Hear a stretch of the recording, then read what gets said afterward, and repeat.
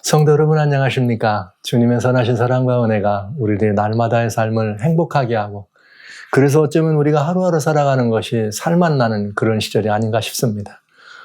여러분 비고도 제자사역에 함께 하신 여러분들 진심으로 환영하고요.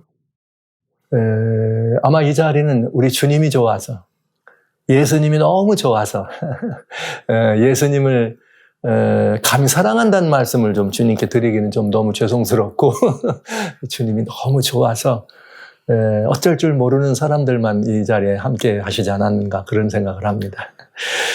어쩌면은 지금 이제 이 온라인을 통해서 여러분과 같이 제자 사역을 하는 이 시간이 꽤 오래됐습니다. 벌써 이 시간이 수년째 이렇게 지속되고 있어요. 벌써 2년째, 3년째 들어가는 이런 그 시간들을 저희가 바라보면서 여러분 꼭 잊지 말아 주셔야 될 제목이 뭐냐면 예수님을 좋아해야 한다. 이런 표현을 많이 말씀드렸어요. 처음에. 예수님을 좋아하는 사람들이 주님을 따르고 주님을 본받고 주님을 섬기는 사람이 된다. 이런 말씀을 드렸습니다. 여러분, 요즘은 이 젊은이들이나 또 아니면 더 어린 이런 모든 사람들이 뭐가 되기를 원하는 시절이냐면 스타가 되기를 원해요. 스타가. 그리고 또 스타들을 따라요. 그래서 어떤 스타가 뭐 TV나 이런 음악에 이런 곳에서 뭐 무슨 옷을 하나 입으면 그 옷 대박 나는 거죠. 소위. 그분이 뭐 어디 뭐 가서 운동화를 하나 신었다 그러면 대박 나는 거예요. 어떤 뭐 이름 있는 사람이 어디 식당을 갔다 하면 그 식당 대박 나는 거예요. 막 이런 시절 아닙니까? 근데 여러분 상대적으로 스타를 따르는 것이라 그런 시대라고 할 때 상대적으로 말하자면 나도 뭐가 되기를 원하는 세상이에요. 스타가 되기를 원하는 세상입니다. 근데 스타가 되면은 사람들이 다 그 스타를 본받기를 원해요. 그것처럼 여러분 예수 그리스도야말로 우리들의 스타 중에 스타입니다. 별둥줄의 별입니다. 여러분 별들 중에 별 되시는 예수님을 우리가 본받는다면 예수님처럼 생각하고 예수님처럼 말하고 예수님처럼 살아가는 이런 모든 모습들이 우리들에게 너무나 자연스럽지 않을까요? 그러면 그럴 수 있죠. 세상의 사람들은 어떤 스타가 어떤 입을 입고 옷을 입고 말을 흉내내면 너 누구 누구 흉내내냐 이렇게 말할 수 있죠. 그러나 그리스도인들이 별들 중에 별 스타 중에 스타인 예수님을 본을 받고 그 본을 대고 살아가면 사람들은 흉내낸다고 하지 않아요. 뭐라고 할까요? 그거 예수님 닮았네. 그리고 처음 보는 사람도 혹시 예수님 믿으시죠? 뭐 이런 표현하는 걸 많이 들으실 거예요. 여러분 뭐 교회를 다니시거나 아니면은 어디 또 이렇게 뭐 다니면서 뭐 사람들을 만날 때 사람들이 혹시 교회 다니시죠? 이런 말을 들어보신 경우 있으시죠? 그럼 되게 기분 괜히 좋죠. 야, 내가 좀 그래도 믿는 모습이 나타나나? 그런데 아휴, 어쩌면 저렇게 천사 같으실까? 천사 닮았어요. 이러면 아마 그냥 입이 빡 귀 밑에까지 걸어지죠. 언제? 돌아올 때. 아이, 무슨 천사는 하면서도 돌아올 때 막 입이 귀 밑까지 벌어져 좋아가지고. 그런데 만약에 어쩌면 그렇게 성도님은 예수님을 닮으셨어요. 예수님 닮았습니다. 이런 소리를 들으면 여러분 어때요? 밤에 잠을 못 자지. 하나님께 기도하고 주여 감사합니다 기도하고 그런 일이 많이 있잖아요. 여러분들 그런 경험 하시지 않아요? 그런 경험? 아마도 그런 경험들이 많이 있으실 거다 이런 생각하고 아직도 그런 경험이 없다면 혹시 여러분 중에 이미 10년, 20년, 30년 혹은 40년 주님을 오랫동안 섬겼는데 아직도 뭐 예수님은 뭐 감히 우리가 뭐 하지만 아유 어쩌면 그렇게 천사 같으세요 이런 말씀도 못 들어본 분 아니면 아직도 아유 어디 교회 다니시나 봐요 이런 말씀도 못 들어보신 분이 혹 이 자리에 있다면 제가 웃으면서 말씀드립니다. 그 얘기하십시다. 그 얘기하자고요. 이건 뭐냐면 인생은 본이란 말씀을 지난번에 드렸는데 그것이 우리들이 주님을 본받고 주님이 우리를 통해 드러나고 나타날 때 세상에서도 우리를 그 주님의 모습을 우리를 통해서 볼 수 있어야 된다.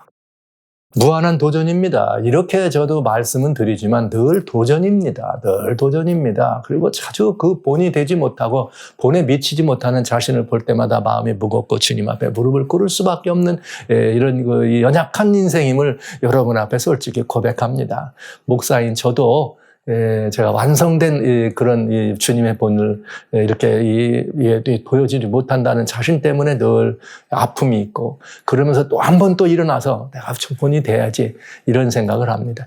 여러분, 이런 본을 위해서, 이렇게 본을 주님이 보여주시기 위해서 여러분 아시는 것처럼 몇 분을 주님이 선택하였어요? 12분을 선택하십니다. 그럼 이 12분을 선택하신 그 12분은 어떤 분이길래 주님의 선택을 받을 수 있었을까? 이게 이제 한 번 더 제자들의 이야기 가운데 오늘 여러분과 같이 한 번 더 다뤄봐야 될 내용이 되겠네요.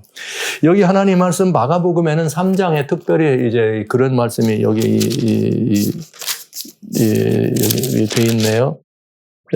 마가복음 3장에 13절부터 여기 19절까지에 보면은 이런 말씀이 있어요.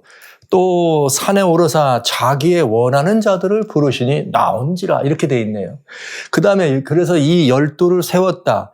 근데 이 12를 세우신 다음에 자기와 함께 있게 하고 또 보내사 전도도 하며 귀신을 내어 쫓는 권세도 있게 하시함이라. 그러면서 12를 세우셨는데 시몬에게는 베드로라는 이름을 더하시고 세베대 아들 야고보와 야고보의 형제 요한인데 이 둘에게는 보아너게 곧 우레의 아들이란 이름을 더하셨다. 이러면서 여기 안드레와 빌립과 바돌로메와 마테와 도마와 알페의 아들 야고보와 및 다데오와 가네 아닌 시몬이며 또 가룟 유다니 이는 예수를 반자니라. 12 제자들을 부르시는 사건이 나옵니다. 아주 흥미진진한 이야기입니다. 흥미진진한 이야기입니다.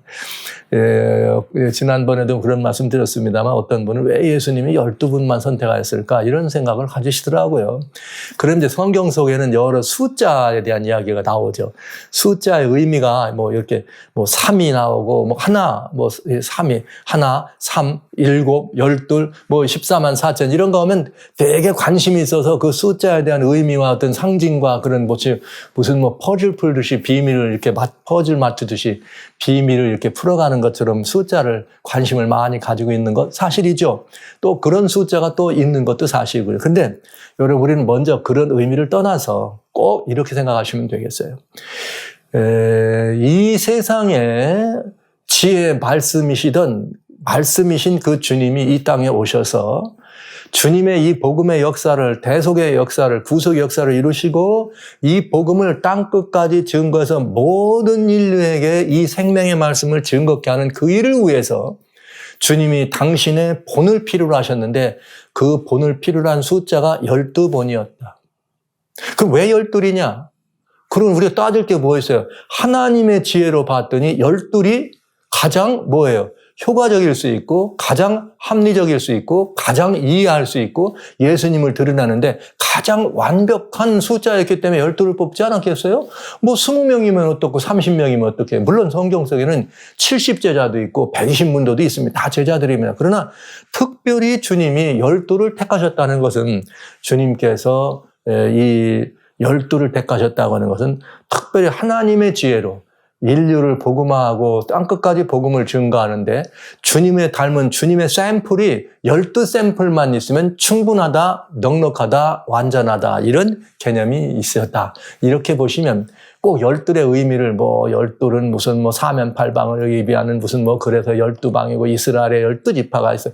이런 거 안 해도 하나님의 지혜와 하나님의 이런 모든 이런 그 안목으로 12이 주님의 뜻을 지상에 펼치는데 가장 주님께서 완전하고 합리적이고 특별한 본을 수행하는데 가장 이렇게 적당한 숫자였다. 그래서 12를 택하셨다. 이렇게 보시면 되겠습니다.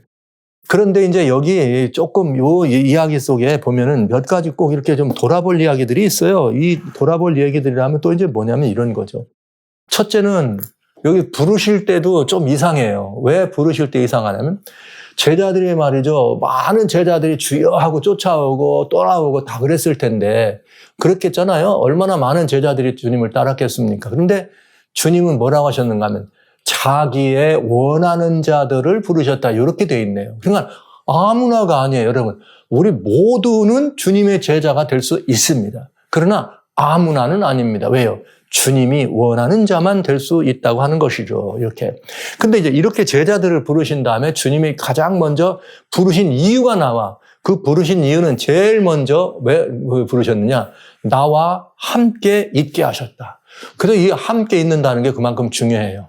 우리 요한복음의 1장에서 지난번 아까 보신 것처럼 여기 요한복음 1장의 39절에 여러분 뭘 보셨습니까? 이렇게 예수님의 향해서 제자들이 이렇게 쫓아오니까 요한과 야고보가 오니까 이렇게 나를 이렇게 있는 대로 와보고 싶다 그러니까 와보라. 주님이 와보라 그랬잖아요. 그래서 주님이 와보라 그런 데 가서 예수님과 함께 거기 40절에 보면은 제자들이 함께 있었다 그래요. 잠깐 동안 있었어요. 그런데 돌아가서 얘기할 때는 우리가 메시아를 만났다. 이렇게 된 것입니다. 그런가 하면 여러분 여기 요한복음 1장에 다시 뭐가 나옵니까? 46절에 빌립이 예수님이 길 가다가 빌립 너 이리 와 나 쫓아. 이렇게 따랐더니 그 다음에 46절에 나다나엘한테 딱 가더니 야 나다나엘 여기 친구 내가 메시아를 만났어. 그러니까 친구가 에이 그게 무슨 메시아가 그 나사렛에서 나와? 그랬더니 뭐라 그래요? 와 보라. 만난 거야 안 만난 거예요? 만났어요. 뭐 했더니 예수님이 불러서 가서 예수님과 함께 있었더니 뭘 만나게 돼? 메시아를 만나. 그게 주님이 가만히 보면은 주님을 따르는 사람도 주님이 보셨고 주님이 직접 원하는 제자들을 부르신 것을 알 수가 있어요. 예. 예수님이 마태가 세관에 있을 때 마태가 세관에 마태라 하는 사람이 세관에 앉은 것을 보시고 너는 나를 쫓으라. 이게 주님이 원하시는 자들이 있어요. 이렇게. 그런데 보니까 여기 12 제자들은 다 주님이 뭐 하셨다? 원하셨다. 이제 이런 모습을 볼 수 있고, 그 다음에 그 원하신 그 제자들이 와가지고 예수님과 함께 있었더니 뭐가 돼요? 함께 있었더니 이분이 메시아인 줄을 알고 내가 메시아를 만났다. 와보라 하고 사람들을 이끌어가는 것을 본 거죠. 그래서 함께 있게 한다고 하는 사실이 중요합니다. 함께 있는 거 중요해요. 그 다음에 여기 뭐라 그랬는가 하면 주님이 말씀하시기를 함께 있게 한 다음에 또 보내서 전도도 하게 하시더라. 그러니까 함께 있는 게 우선이고 더 중요한 거예요. 가끔은 뭐도 하러 보내요? 전도도 하러 보내. 그러면서 보냈다가는 다시 와서 주님과 함께. 그러니까 여러분 이게 중요해. 함께 있는 것이 나가서 무엇을 하는 것보다 더 우선이고 중요합니다. 이렇게 하세요.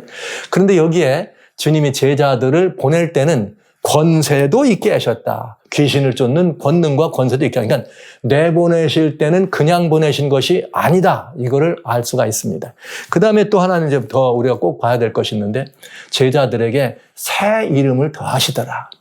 시몬에게는 베드로라. 시몬이라는 이름의 뜻은 갈대라는 뜻이라 그래요. 갈대. 그러니까 갈대가 연약하잖아요. 연약한 시몬에게 새 이름을 줘서 베드로라. 반석 혹은 돌이다. 우리는 베드로라는 말은 페트로스라고 하는 조약돌을 말합니다. 이러지만 그게 조약돌인지 반석인지 뭘 그렇게 따지기를 좋아합니까? 베드로를 반석이라 이렇게 하면 더 좋잖아요. 왜? 갈대와 같은 사람이 예수님의 반석에 접붙여서 반석이 됐다. 이렇게 이해해도 괜찮은데.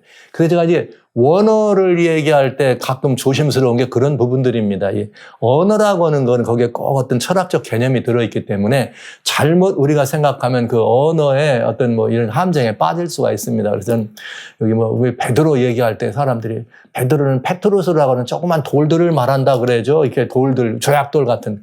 여러분, 베드로가 조약돌이라고 예수님이 너는 그냥 갈대나 조약돌이나 무슨 차이가 있어요. 그게 그거지.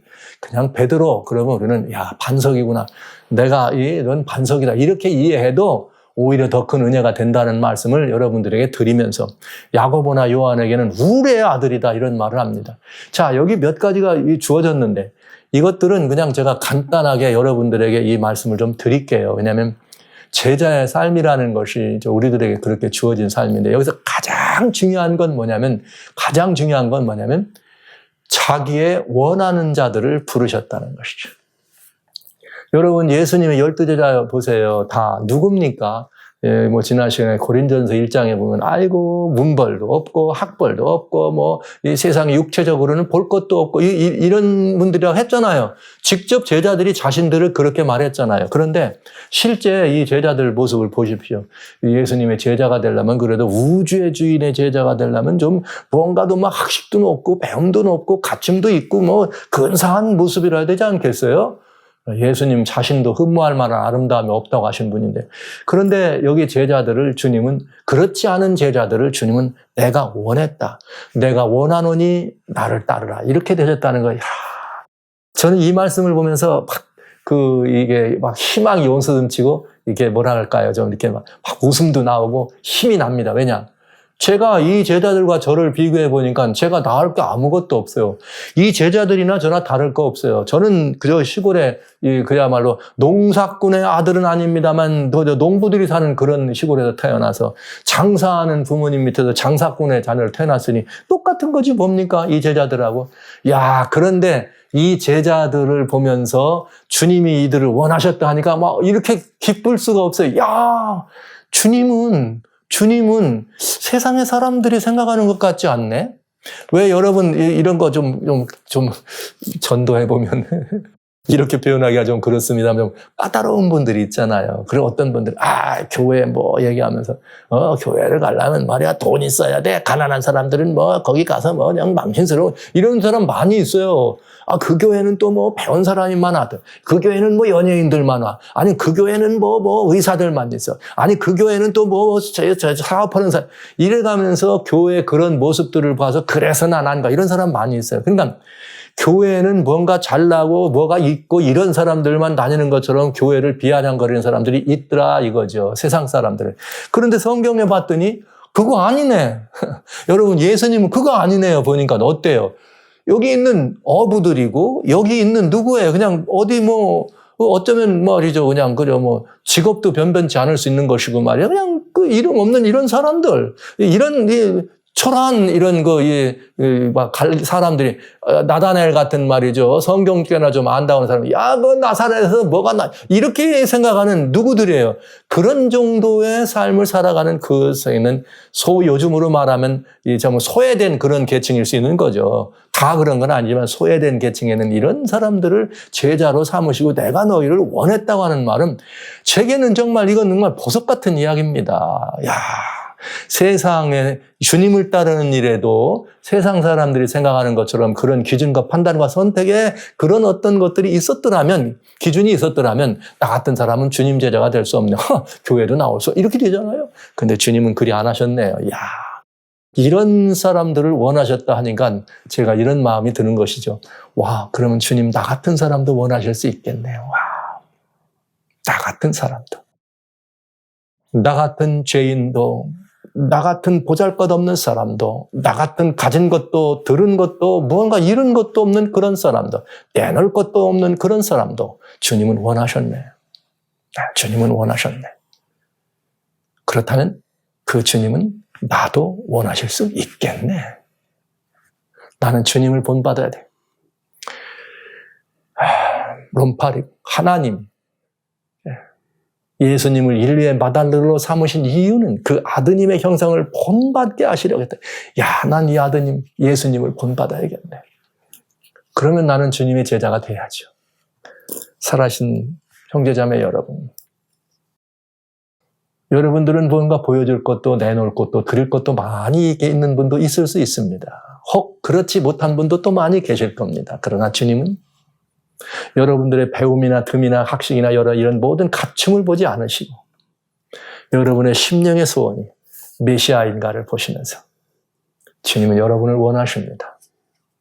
주님은 여러분들을 원하셨습니다. 그래서 여러분들을 이 제자의 이런 자리에까지 부르신 것입니다.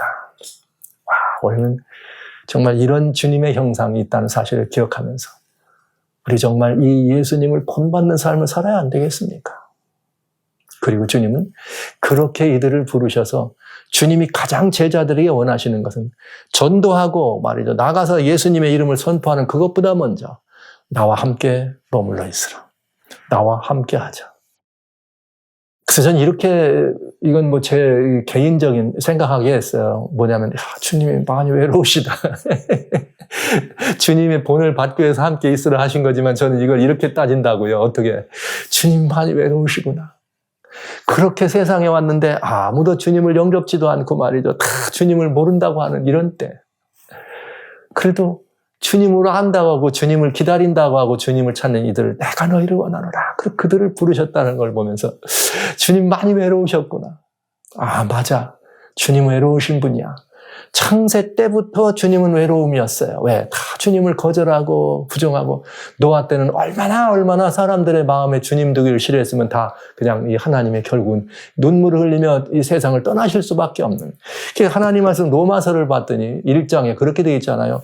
이 세상 사람들이 하나님의 형상을 우리를 버리고 자기의 형상을 영광을 내버리고 썩어질 버러지와 금수의 형상 우리를 받고 그 마음에 하나님 두기를 싫어한다. 여러분 로마서를 기록한 사도 바울 때 지금으로부터 거의 2000년 전에 바울이 사람들이 마음에 하나님 두기를 싫어했다면 오늘날은 어떨까요? 오늘날은 말할 것도 없겠죠. 그러면 그 마음의 죄가 얼마나 사무쳤으면 말세라고 할 때는 계시록 18장 5절에 저들의 죄가 하늘에 사무쳤다. 심지어 불가의 유명한 성철 스님이라고 하는 그런 분도 있었죠. 그분이 예전에 돌아가시기 전에 4월 초파일 거부할 때 그런 말씀을 했어요. 남녀간에 지은 죄가 수미산을 넘었더니 불가에 있는 분들도 인간의 죄악이 그래 넘친 걸 얘기합니다. 이야, 가장 불가에 말하는 높은 산 수미산. 남녀간에 지은 죄가 그렇다. 이거 얼마나 죄가 많다는 거예요. 이 말은 죄가 많다는 말은 하나님을 마음에 두기를 싫어한다는 거예요. 그렇다면 여러분, 그러면 하나님을 마음에 두기 싫어했다는 말은 하나님을 어떻게 하는 거예요? 떠나보내야 되잖아요. 주님은 많이 이 시간 외로우실 거라 생각합니다. 주님은 무척이나 외롭습니다. 주님을 찾는 사람이 없는 것이죠. 누군가 세상에 선한 사람이 있는가 봤더니 아무도 없어. 주님을 찾는 사람이 있는가 하여 봤더니 주님을 찾는 사람도 없어. 살아신 성도 여러분, 형제자매 여러분, 그렇게 아무도 주님을 찾는 사람이 없는 그때에 그래도 마음에 주여하고 나오는 여러분과 제가 있었더니 주님이 내가 너를 원하노라, 내가 너를 원하노라. 할렐루야. 그래서 우리에게 희망이 있는 거 아니에요? 그래서 우리 아무것도 없지만 우리 마음속에 있는 오직 한 분 예수님. 그저 주님 좋아하고 그저 주님 때문에 행복해하고 주님 계심을 인하여 기뻐하는 그저 작은 마음이지만 이 좋아하는 이 마음 하나 때문에 주님 내가 너희를 원하노라. 내가 너희를 원하노라. 뭐로요? 제자로. 주님의 증인으로. 이것이 제자들을 부르신 그 상황과 지금 오늘날 여러분과 저를 부르신 상황과 똑같은 거죠. 그 다음에 전도도 하며 전도도 하며 나가서 전도할 땐 그냥 안 내보내고 권세를 주면 그러니까 예수님이 사도행전 1장 8절에 또는 누가복음 24장에 뭐라 하겠습니까? 너 24장에 주님 48절 누가복음 24장 48절에 너희는 이 모든 일의 증인이라 그러면서 너희가 능력이 입히울 때까지 예루살렘 떠나지 말고 머물러 있으라 이랬잖아요. 그런 다음에 사도행전 1장 8절에 뭐라고 되어 있어요? 너희가 성령이 너에게 임하시면 너희가 어떻게 해요? 예루살렘과 유다와 사마리아 땅끝까지 이르러 내 증인 되리라. 할렐루야. 그러면 이제 주님 여기 말씀 맞죠? 전도도 하며 권세도 주게 하셨다니까 우리는 나가서 전도하는 게 중요한 게 아니에요. 주님과 함께 있어서 주님의 본을 받고 그러면 주님이 우리에게 뭘 주시고 성령 권세를 주셔서 우리로 하여금 밀어내는 성령 권세에 의해서 나가서 증거에 인해 살을 사는 것입니다. 우리는 전도란 말을 쓰잖아요. 이건 바로 증인의 삶을 산다는 거죠. 왜냐하면 뭘 전도하는가? 그리스도의 증거를 가지고 증인으로 가서 사는 것이 곧 전도입니다. 믿으세요. 말씀 많이 하는 것이 아니라 우리들이 삶을 통해서 예수님을 둘이 본을 보여주시는 것. 이것이 진정한 전도의 의미가 되겠습니다. 그래서 우리들에게는 권세도 있게 하시며 그때 제자들에게는 주님이 권세를 주셨지만 이제는 우리들이 성령으로 말미암아 권세를 입는 것입니다. 할렐루야. 네. 그저 제가 이렇게 하나님의 은혜로 목사가 돼서 저 같은 사람도 이렇게 주님의 부르심을 받아서 말이죠. 제가 정말 아무것도 아닌 그런 이 사람이 주님의 부르심을 받아서 그저 이렇게 필요한 모든 과정들을 거치게 하시고 말이죠. 세상에서 꿈도 꿔봤죠. 저도 이제 이렇게 워낙 가난한 그런 사람이니까 제가 대학에 있을 때 재학 중에 말이죠. 재학할 때 행정고시 보고 졸업할 때 외무고시 보고 졸업하고 나가지고는 사법고시 봐야 되겠다. 그리고 삼시를 보려고 야무진 꿈을 꿨던 사람입니다. 야무진 꿈을. 그러다가 주님께 홀딱 붙잡혀가지고 제가 하늘나라 삼시에 합격해가지고 목사가 된 사람이거든요. 근데 제가 돌아보면 그래요. 야, 나 같은 사람도 이렇게 주님이 부르셔서 이렇게 쓰시는구나 하니까 그야말로 감사와 감격의 마음이 저를 사로잡아 어쩔 수가 없다. 그러면 저 같은 사람을 부르셨다면 여러분도 주님 부르셨을 것이 틀림이 없습니다. 그런데 여러분, 증인의 삶을 살기 위해서 주님이 뭘 주시겠다고요? 성령 권세를 주신다. 네, 그래서 때로는 말이죠, 이렇게 주님의 은혜로 말미암아 많은 곳을 다녔습니다. 세상 여러 곳에 다니면서 주님을 증거하는 시간을 많이 가졌습니다. 때로는 많은 수천여 사람들이 있는 곳에서 주님을 증거할 때도 있고, 때로는 그야말로 오막살에 들어가서 한 분을 앉혀놓고도 이렇게 하나님의 말씀을 증언할 때 있었고, 저는 또 이런 경우도 있었습니다. 말을 이렇게 들으실 수 없는 분 앞에서도 저는 회중을 놓고 증거하듯 전도해 본 적이 있습니다. 네, 저는 그때 정말 하나님이 권세도 주신다는 말씀을 충분히 이렇게 이해할 수 있는, 서울에서 사역을 하고 있을 때 지방에 있는 이렇게 한 학생이 이게 서울에 와서 유학을 하는 그런 때 지방에 계신 어머님이 오셨다 그래서 가서 그 어머님을 좀 뵙게 됐습니다. 어머님이 이 말씀을 이렇게 하시지도 듣지도 못하시는 이 농야라는 장애가 있었습니다. 그런데 이제 이 따님은 뭐냐면, 목사님, 우리 어머니에게도 예수님을 전해주세요. 와, 이거 제가 큰일 났더군요. 아니, 이분이 말씀을 알아들어야지, 어떻게 성경을 가지고 이렇게 한다는데, 말씀을 알아들을 수 있는 분도 아니고, 옛날 어르신이니까 여러분이 또 글을 터득하는 문제도 어려움이 있잖아요. 그래서, 그런 상황. 그러나 순간 주님, 이 한 분을 위해서 주님께서 이 주님의 이 딸을 위해서 저 시방에서 저 지방에서 이분을 여기까지 오게 하시고 말이죠. 공부하는 어린 딸을 따라서 오게 하시고 이분 앞에 저를 세웠으니 제가 예수님의 말씀을 증거해서 주님을 영접해야 안 되겠습니까? 이래가지고 말이죠. 제가 한 1시간 반, 2시간가량을 이 한 분을 의자에 앉혀놓고 정말 헌신의 힘을 다해서 그야말로 정말 이 판토마임처럼 말이죠. 이 예수님의 복음을 증거하는 일이 있었습니다. 그런데 놀라운 일이 벌어졌습니다. 바로 그렇게 그분을 대면한 바로 그 다음 안식일에 이분이 주님을 영접하고 침례를 받으셨습니다. 할렐루야. 그런데요, 저는 많은 사람이, 그렇게 그분이 예수 영접해, 그랬겠죠? 어떻게 예수님 알았겠어? 그랬겠죠? 여러분도 그렇게 생각하시죠? 말도 못 알아들으시는 분이 그랬다 그래도 그분이 침례를 어떻게 그분이, 이 마음을 쓰시죠? 저는 그때 제가 그 말씀을 증거할 때 그분이 영원히 회복은 못 되실지 모르 이 말씀이 하나님의 말씀을 대언할 때 그 하나님의 말씀이 그의 마음을 울렸을 것을 분명히 확신하고 있었습니다. 많은 시간이 지난 다음에 이제 또 이 학생이 그 아버님이 그 지방에서 돌아가셨다 그래서 그 아버님 이 장례를 위해서 그 학생의 집을 간 적이 있습니다. 그런데요, 놀라운 일이 벌어졌습니다. 그 시골 아닙니까? 거기 가니까 이제 연탄불들을 펴놓고 마당에 사람들이 많이, 동네 사람들이 모여 있어요. 그 시골에서 나왔을 때 이분은 서울 가가지고 어느 날 갑자기 예수님 믿고 침례 받았다고 하니까 사람들이 믿겠어요? 아무도 안 믿지. 무슨 교회도 다니는 분이 아닌데. 그렇지 않겠어요? 그런데요, 이 어르신이 그 장례를 치르고 있는 그런 가운데 뭘 할래도 하지 말라 그러는 거야. 뭘 할래도 하지 말라고. 기다리라고. 그런 제스처로, 하지 말라고. 동네 사람들이 오셔서 그 장례를 다 주선을 하지만 아무것도 못하고 있습니다. 그러나 어떻게든 제가 이 집을 내려갔을 때 무슨 일이 벌어졌는가. 밤이 늦은 시간에 서울에서부터 차를 달려서 몇몇 성도님들과 늦은 시간에 그 집을 들어가서 대문 앞에 딱 들어가는데 들어가는 저를 보는 순간 그 어머님이, 하나님의 딸이죠. 침례 받으신 분이. 방으로 후닥닥 들어가시더니 먼저 방에 들어가서 침례 받을 때 드렸던 성경 말씀을 가지고 제게 달려오면서 눈물 흘리고 우시면서 제 이 손에다가, 저는 알아들을 수 없는 본인만이 알 수 있는 이렇게 이 음성이죠. 왜? 말을 못 하시는 분들도 이렇게 무슨 이렇게 허밍을 하십니까? 제게 이렇게 와서 성경을 손에 들려주고 빨리 가서 하나님의 말씀으로 부활과 영생의 소망을 말해달라고.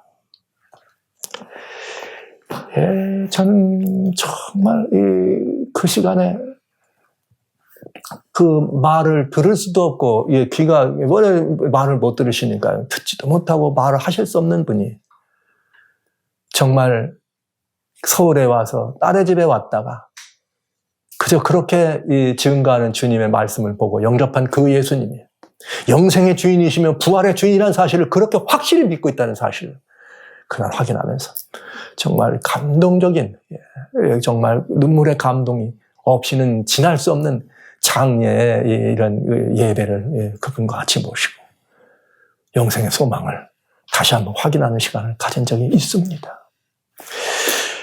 제자를 삼으신 주님께서 전도도 하실 때, 증인의 삶을 살아야 할 때 그냥 보내지 않는다는 사실을 저는 그렇게 경험적으로, 물론 무수히 많은 선교지에서 무수히 많은 사람들 앞에서 복음을 전하고 예수님의 이야기를 증거하고 역사가 일어나는 장면을 목격하는 것은 부지기수지요. 그러나 그렇게 연약한 인생을 위해서도 하나님께서 그런 놀라운 역사를 이룬다는 사실을 저는 직접 그렇게 경험하면서 우리 주님 너무 멋쟁이에요. 제가 이렇게 표현합니다. 저는 우리 예수님처럼 멋쟁이가 없다, 이런 말씀을 여러분에게 드립니다. 제 선생님이십니다. 여러분, 시기 질투나세요? 부러우세요? 그분이 여러분을 원하십니다. 저를 원하셔서 저를 주님의 제자 삼으신 우리 선생님, 우리 예수님이 그 멋쟁이가 여러분을 원하신다는 사실 여러분 기억해 주시면서 여러분 모두에게도 주님은 베드로, 시몬에게만 새 이름이 아니라 여러분에게도 새 이름을 주시고 여러분도 주님과 함께 있게 하는 말씀의 교제, 여러분의 삶을 통해서 더 주님과 동행하는 이런 삶, 주님을 본받는 이런 삶을 통해서 함께 하시면서 여러분이 증인의 삶을 살으실 때 권세도 있게 하신다는 성령 권세로 여러분들을 함께 하시는 여러분의 선생 멋쟁이 예수님. 그 예수님을 여러분, 그 예수님이 여러분을 원하십니다.